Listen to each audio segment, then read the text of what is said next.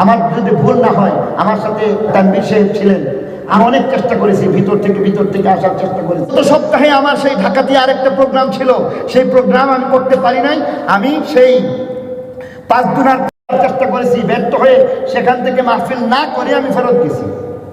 আর আজকে আমি মোটামুটি 6 ঘন্টা হাতে নিয়ে আসছি। ভাবছিলাম, অনেকে বলতে শুনেছি, অনেকে এই কথা বলেছেন, ঢাকা শহরের মধ্যে শুক্রবারে জ্যাম নাই। আমি অবশ্যই মানি, সব জায়গায় যুক্তিতে চলে না, অনেক জায়গায় তকদিরে অনেক কিছু করতে হয়। যখন তকদির চলে আসে, চক্ষু তখন অন্ধ হয়ে যায়। হযরত আব্দুল্লাহ ইবনে আব্বাস রাদিয়াল্লাহু তাআলা আনহু এই ব্যাপারে তিনি এক হাদিসের মধ্যে ফরমান, ইন্নাহু ইয়া ফাতা ইযা আতাল কদর আমিয়াল বাসার। হে বৎস, যখন তকদির চলে আসে, চক্ষু তখন অন্ধ হয়ে যায়। সেটাকে আল্লামা রুমি রাহমাতুল্লাহি আলাইহি তার একটা কবিতার পংক্তির মধ্যে বলেছিলেন। আফসোস পুরাটা পারি না, একটু বলি। যাকে ও আজ হুকমে মাওলা মুনকিরাস্ত, যাকে ও আজ হুকমে মাওলা মুনকিরাস্ত, সদ হাজারা আকলে দারদ কাফিরাস্ত, সদ হাজারা আকলে দারদ কাফিরাস্ত। ও যেই জন্য কাফের হয়েছে, সে আসলে বুদ্ধি আছে, যুক্তি। সব জায়গায় যুক্তিতে চলে না, অনেক জায়গায় তকদিরে অনেক কিছু করতে হয়।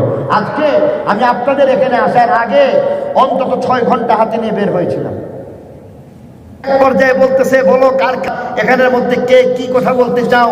মামলা বাদী এবার বিবাদী হুদকে বলতেছে যে তোমার মধ্যে তো এই গুণ থাকবে, কেমনে বুঝে আছে না, তুমি তো জানের মধ্যে আটকা পড়ো। এবার বিবাদী আত্মপক্ষ সমর্থন দিতে হয় নাকি হয় না? উনি দাঁড়াইছেন, দাঁড়ায় বলতেছে যে বাদশাহ সালামা, নবী সুলাইমান, আপনি তার কথা শুনবেন না, সে কাফের, সে বেঈমান কাফের। আরে এটা কি বলো, বেঈমান কাফের, এটা কেমন করে হইল? বলতেছে সে তকদিরে বিশ্বাস করে না। সে কি করে না? তকদিরে বিশ্বাস করে না। কারণ হলো, আমাকে আল্লাহ রাব্বুল আলামিন খোদা প্রদত্ত একটা ক্ষমতা দিয়েছেন। আমি যে এইভাবে ঠোঁট লাগাইয়া এরপরে মাটির নিচে দেখি, এটা হইলো আমার আল্লাহ প্রদত্ত একটা ক্ষমতা, এটা আমাকে আল্লাহ দিয়েছে। আর জাল যে পরে ফাঁদের মধ্যে আটকা পড়ে যাওয়া, এটা আমার তকদির, নসিব।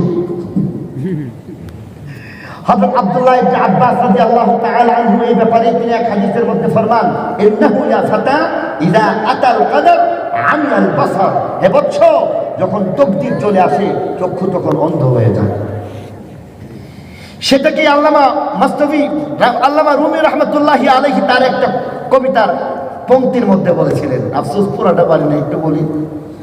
যাকে ও আজ হুকমে মাওলা মুনকিরাস্ত, যাকে ও আজ হুকমে মাওলা মুনকিরাস্ত, সদ হাজারা আকলে দারদ কাফিরাস্ত, সদ হাজারা আকলে দারদ কাফিরাস্ত। ও যেই জন্য কাফের হয়েছে, সে আসলে বুদ্ধি আছে, যুক্তি। সব জায়গায় যুক্তিতে চলে না, অনেক জায়গায় তকদিরে অনেক কিছু করতে হয়। আজকে আমি আপনাদের এখানে আসার আগে অন্তত 6 ঘন্টা হাতে নিয়ে বের হয়েছিলাম। আপনারা বলতে পারেন, অনেকে বলতে শুনেছি, অনেকে এই কথা বলেছেন, ঢাকা শহরের মধ্যে শুক্রবারে জ্যাম নাই। আমি অবশ্যই মানি। গত সপ্তাহে আমার সেই ঢাকাতে আরেকটা প্রোগ্রাম ছিল, সেই প্রোগ্রাম আমি করতে পারি নাই। আমি সেই 5 দিনের চেষ্টা করেছি, ব্যর্থ হয়ে সেখান থেকে মাহফিল না করে আমি ফেরত গেছি। আর আজকে আমি মোটামুটি 6 ঘন্টা হাতে নিয়ে আসছি। ভাবছিলাম মাগরিবের আগে আগে মিরপুরে থাকবো, আমার এক বন্ধু, তার সেখানের মধ্যে আমাকে যাওয়ার কথা, একটা ছোটখাটো মিটিং সেখানের মধ্যে রয়েছে। সেখানে পৌঁছাইতে আমার 6 ঘন্টার বেশি সময় লাগছে।